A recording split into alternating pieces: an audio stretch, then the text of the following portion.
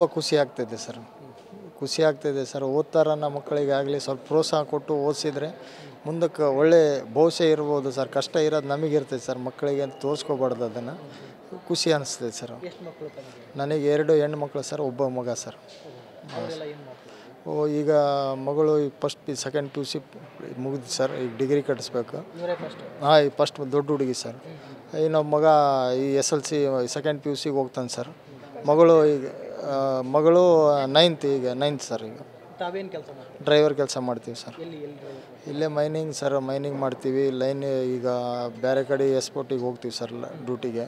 ಈಗ ಹೋದರೆ ಒಂದು ವಾರ 15 ದಿನ ಹಿಂಗೆ ಹೋಗ್ಬಿಡ್ತೀವಿ ಸರ್ ಡ್ಯೂಟಿಗೆ. ಹೋಗಿ ಬರ್ತೀವಿ ಮಕ್ಕಳಿಗೋಸ್ಕರ.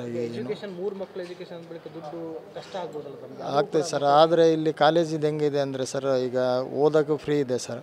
ಈಗ ಫೀಸ್ ಮಾತ್ರ ಹಂತವಾಗಿ ಕಟ್ಸ್ಕೊತಾರಲ್ಲ ಸರ್. ಅದಕ್ಕೆ ಹಾಸ್ಟೆಲ್ ಫೀಸಿಗೆ ಎಲ್ಲ ಸ್ಕೂಲ್ ಫೀಸಿಗೆ ಹಂತವಾಗಿ ಮಾಡಿದಾರಲ್ಲ, ಅದಕ್ಕೋಸ್ಕರ ಏನೋ ಒಂದು ಮಾಡಿ ಕಟ್ತೀವಿ ಸರ್. ಸಂಜನಾಬಾಯಿ ಮನೇಲಿ ಹೇಗೆ?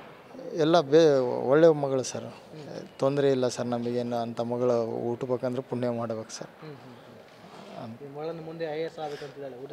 ಓದಿಸ್ತೀವಿ ಸರ್. ಆಗಲಿ ಸರ್. ಅದು ಏನಾಗ್ತದೆ ನೋಡಿ, ಕಷ್ಟ ಆದರೂ ಕೂಡ ಆಗಲಿ ಹಂತವಾಗಿ ನೋಡಿ ಓದಿಸ್ಬೇಕಂತ ಟ್ರೈ ಮಾಡ್ತೀವಿ ಸರ್. ಮನೆಯಲ್ಲಿ ಫಸ್ಟ್ಲಿಂದನೇ ಹಂಗೆ ಓದ್ತಿದ್ಲು ಸರ್. 1ನೇ ಕ್ಲಾಸ್ಲಿಂದನೇ ಓದ್ಸೋಕ್ಕೆ ಇದು ಮಾಡಿದ್ರು ಕೂಡ ರ್ಯಾಂಕೇ ಇಲ್ಲ ಸರ್.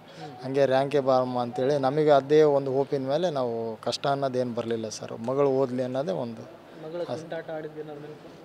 ಇಲ್ಲ ಸರ್, ಅಂಥವೇನು ಮಾಡಿಲ್ಲ ಸರ್. ಮಗಳು ಬರೀ ಸೀರಿಯಸ್ ಆಗಿ ಓದೋದು, ಮನೆ ಕೆಲಸ, ಮನೆಯಲ್ಲಿ ಬೇರೆ ಅದೇ ಸರ್. ಮನೆದೇನು ನಮ್ಮ ಮನೆ ಹೌಸ್ ಕೆಲಸ ಮಾಡ್ಕೊತಿದ್ಲು, ಹೆಲ್ಪ್ ಮಾಡ್ಕೊತಿರ್ತಿದ್ಲು ಸರ್. ಸಾಧನೆ ಮಾಡಿದ್ದು ಖುಷಿ ಇದೆ. ಹಾಂ, ಸಾಧನೆ ಮಾಡಿದ್ದು ಖುಷಿ. ರಾಮನಾಯ್ಕ ಅಂತೇಳಿ ಸರ್.